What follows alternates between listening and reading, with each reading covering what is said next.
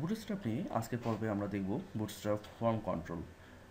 তো আমরা by default HTML দিয়ে যেভাবে ফর্ম ডিজাইন করি, আমরা আহ, আহ, আমাদেরকে সেই ফর্মগুলো ডিজাইন করতে হলে ইনপুট এলিমেন্ট বা আমাদের টেক্সট এরিয়া এলিমেন্ট এগুলোকে স্টাইল করতে হলে আমাদেরকে আলাদাভাবে CSS-এ গিয়ে আমাদেরকে স্টাইল কল করতে হয়। বাট বুটস্ট্র্যাপ আমাদেরকে এই ফর্মগুলোকে ডিজাইন করার জন্য সুন্দর কিছু CSS ক্লাস দিয়েছে, যেগুলোর সাহায্যে আমরা খুব সহজেই শুধুমাত্র ক্লাসগুলোকে রেফার করার মাধ্যমেই আমরা আমাদের ফর্মের এলিমেন্টগুলোকে সুন্দর স্টাইল করতে পারি। তো চলুন দেখা যাক আমরা কীভাবে কোন ক্লাসগুলো ইউজ করে আমাদের ফর্মকে স্টাইল করতে পারি। তো প্রথমত বুটস্ট্র্যাপ নিয়ে কাজ করতে হলে মনে রাখতে হবে আমাদেরকে অবশ্যই আমাদের কন্টেইনার ডিভটিকে ক্লাসটিকে টার্গেট করতে হবে।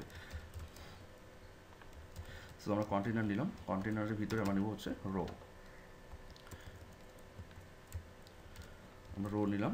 এখন এই রো এর ভিতরে আমাকে বলতে হবে যে ফর্ম ফর্ম আমি ফর্ম নিলাম এবং ফর্মের ভিতরে আমাকে বলতে হচ্ছে যে, এবং বুটস্ট্র্যাপের একটি খুব ইম্পর্টেন্ট একটি ফ্যাক্ট, আমরা যখন কোনো ফর্মের এলিমেন্ট নিব অবশ্যই আমাদেরকে সেই ফর্ম এলিমেন্টের লেভেলটি ডিক্লেয়ার করে দিতে হবে।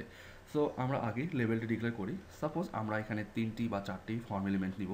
তো প্রথম এলিমেন্টটি হচ্ছে আমাদের ইউজার নেম। আমরা সিম্পল একটি লগ ইন বা রেজিস্ট্রেশন ফর্ম আমরা ধরে নিলাম যে এটি একটি আমাদের সিম্পল রেজিস্ট্রেশন ফর্ম। সো আমরা প্রথমে লেভেল লিখি, level level for user name, user name আমরা এখানে লিখে দিই যে ইউজার নেম, ঠিক আছে। তো আমরা এরপর যেটি করবো সেটি হচ্ছে ইনপুট টাইপ হচ্ছে টেক্সট। তো আমরা এখন আইডি দিব যাতে করে লেভেল ফরের কাজটি আমাদের এখানে হয়ে যায়।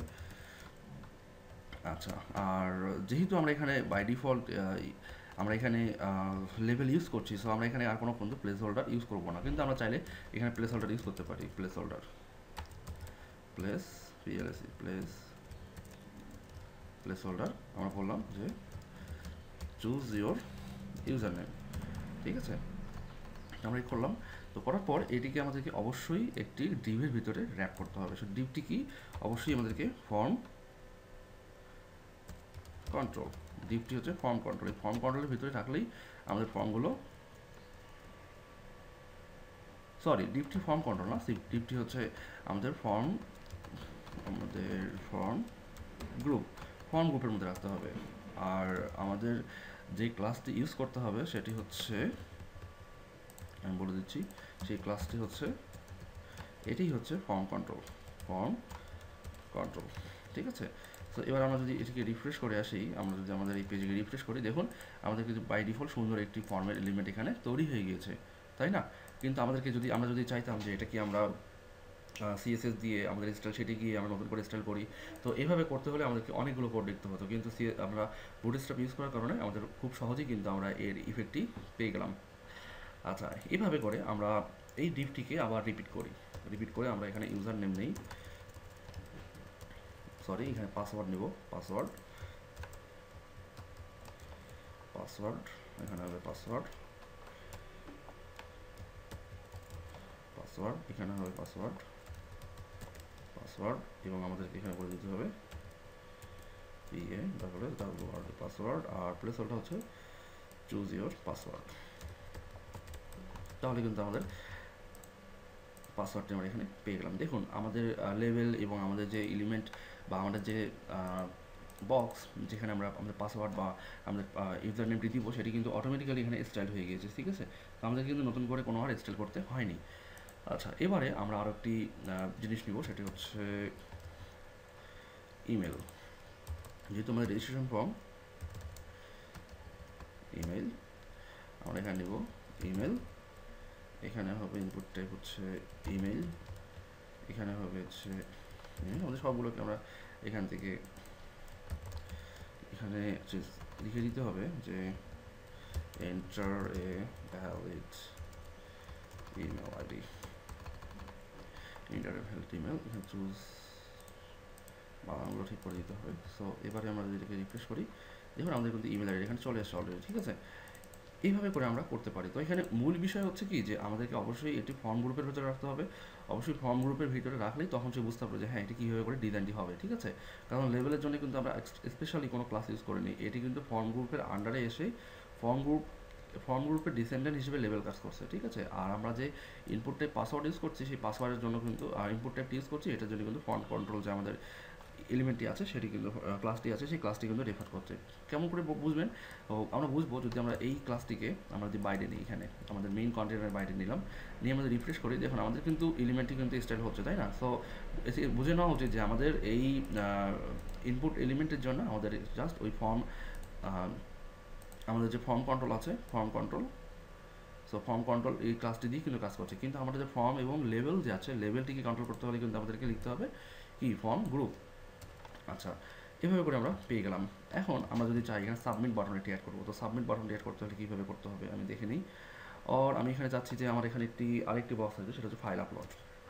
তাহলে আমরা আবারও পুরো সেকশনটি কপি করে পেস্ট করে দিই এখানে, এবং আমার এখানে বলতে হবে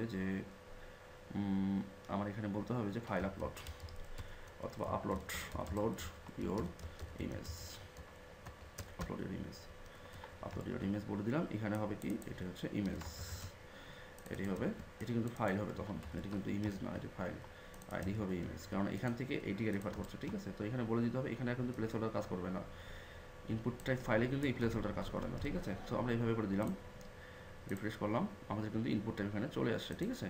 তো এখানে আমাদের আরেকটি ব্যাপার, সেটি হচ্ছে আমাদের মাথায় রাখতে হবে এটি লেবেল ফর। আচ্ছা, আমরা এখানে লেবেল না ইউজ করলেও পারি, আমাদের আসলে এখানে লেবেল ইউজ করার কোনো দরকার আছে বলে মনে করি না। তবে তারপর আমরা এখানে লেবেল আমরা দিব, অবশ্যই লেবেল দিব, কারণ আমাদের লেবেল দিতে হবে। আচ্ছা, তো এখন আমার দরকার কি, যে আমি চাচ্ছি যে আমার এই ইমেজের জন্য একটি হেল্পার ক্লাস ইউজ করবো আমি, এই যে এখানে কোনো একটি নোটিফিকেশন দিব, তাহলে আমাকে কী করতে হবে, পি ডট হেল্প, এটি কিন্তু ফর্মের হেল্প ব্লক, এটি হচ্ছে ফর্মের, এই হেল্প ব্লক কিন্তু ফর্মের জন্য ইউজ করা হয়, অথবা আপনি অন্য কোনোখানে ইউজ করতে পারেন, সমস্যা নেই। আমি বলে দেবো যে upload A image that has size px। তো এটি দিলে কী হবে, যে আমার যে আপলোড করবে সে বুঝতে পারবে যে 200x200 সাইজের আমাদের একটি ইমেজ আপলোড করতে হবে। দেখুন এখানে কিন্তু জাস্ট খুব সুন্দর একটি স্টাইল হয়ে আমাদের যে ইনপুট বক্সটি, আপলোড ফিল্ডের নিচে বসে গেছে। এবং আমরা আরও একটি ব্যাপার, সেটি হচ্ছে আমরা এখন এখানে একটি সাবমিট বাটন অ্যাড করবো। তো ইনপুট টাইপ হচ্ছে সাবমিট, ভ্যালু হচ্ছে কি, ভ্যালু রেজিস্টার নিলাম এখানে। আর এখানে আমি আগে নর্মালি এইভাবে দিয়ে দেখি কী আসে। দেখুন নর্মালি কিন্তু আমাদের বাই ডিফল্ট যে স্টাইল সেটি কিন্তু এখানে চলে এসেছে, কিন্তু আমরা যদি বুটস্ট্র্যাপের স্টাইল নিব, আমরা এখানে একটি বাটনের স্টাইল নিব, যেমন ক্লাস আমরা বাটন নিয়ে পরবর্তী পর্বে দেখবো, বাটন ডিটেলস নিয়ে দেখবো। তো এখানে আমি জাস্ট একটি অ্যাড করছি, button -btn button dash default, এটি কিন্তু বুটস্ট্র্যাপের ডিফল্ট বাটন ক্লাস, ঠিক আছে? এটি অ্যাড করতেই হবে। আমাদের ফন্ট আসলাম বা আমরা যে গ্লিফ আইকন দেখছি সেটির প্রিফিক্সের মতো করে যে বাটনটি অবশ্যই আমাদেরকে অ্যাড করতে হবে বুটস্ট্র্যাপের ক্ষেত্রে, তারপর বাটন ডিফল্ট কোন সাইজের আমি বাটনটা নিচ্ছি সেই বাটনটা ক্লাস ইউজ করতে হবে। সো আমি রিফ্রেশ করলাম, আমার কিন্তু বুটস্ট্র্যাপের স্টাইল চলে আসলো। কিন্তু এখানে কথা হচ্ছে যে বুটস্ট্র্যাপের বাটনগুলো অ্যাকচুয়ালি কিন্তু এটি কিন্তু নর্মাল ইফেক্ট, কিন্তু আমি যদি চাই যে আমার বাটনটি দেখতে অনেকটি ভাসমান মনে হবে, তাহলে আমি কীভাবে এটি এখানে তৈরি করতে পারি?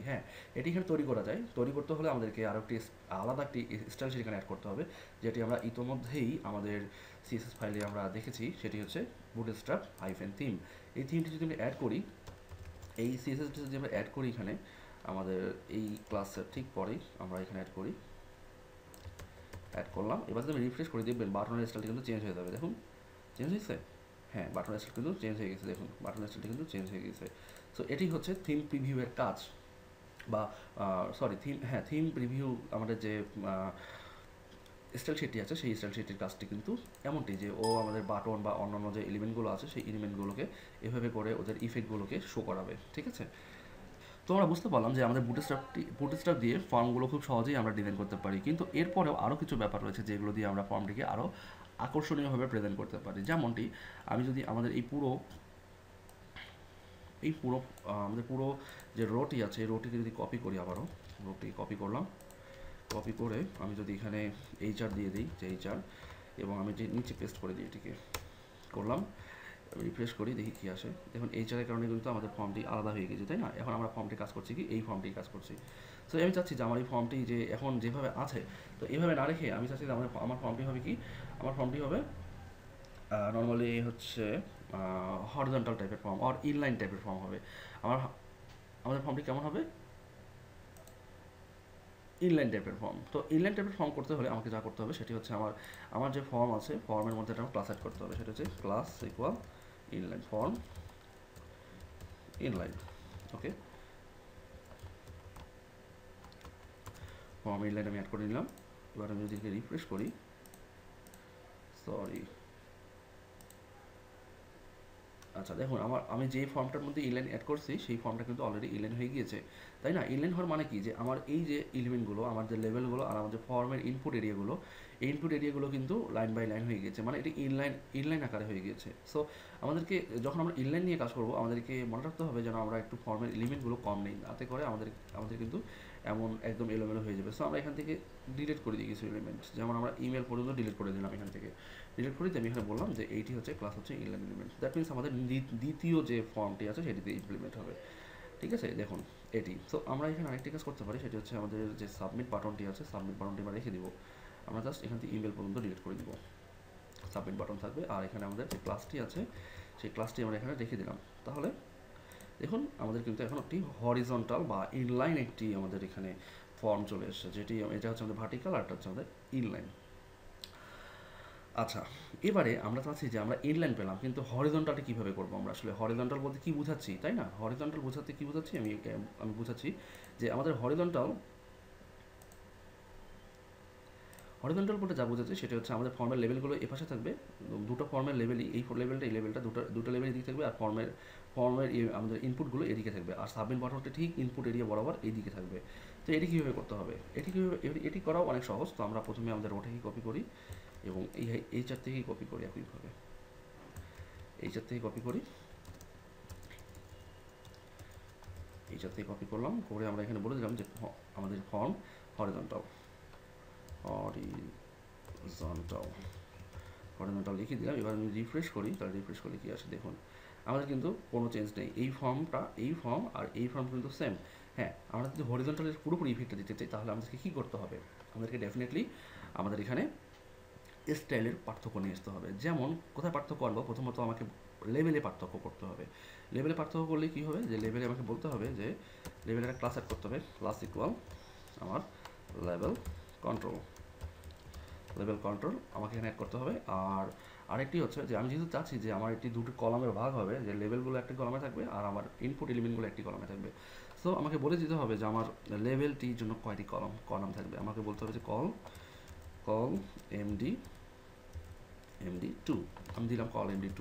ঠিক একইভাবে আমি কিন্তু আবারও এই যে আমাদের ক্লাসটি আছে, এই ক্লাসটি টোটালটি আমাদেরকে পাসওয়ার্ড দিয়ে দিলাম। আর আমাদের যে এই ইনপুট এলিমেন্টটি আছে এটি ডিপের ভিতরে নিব আমরা। এখন ডিপটা কী হবে? ডট কল md10 নিলাম।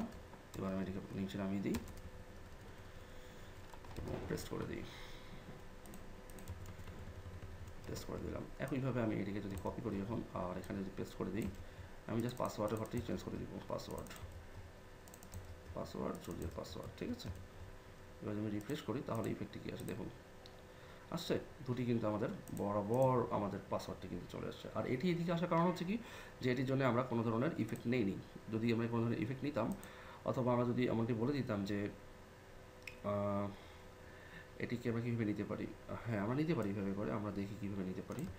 আমরা বলতে পারি যে কল md, আমরা বলতে পারি 10, কল md10, আমরা একটা ডিপ নিলাম কল md10 এবং ডিপের ভিতরে আমরা আমাদের ইনপুটটাকে পৌঁছায় দিলাম। এবং মনে আছে আপনাদের, অবশ্যই আমরা এখানে ইউজ করতে পারি যে কল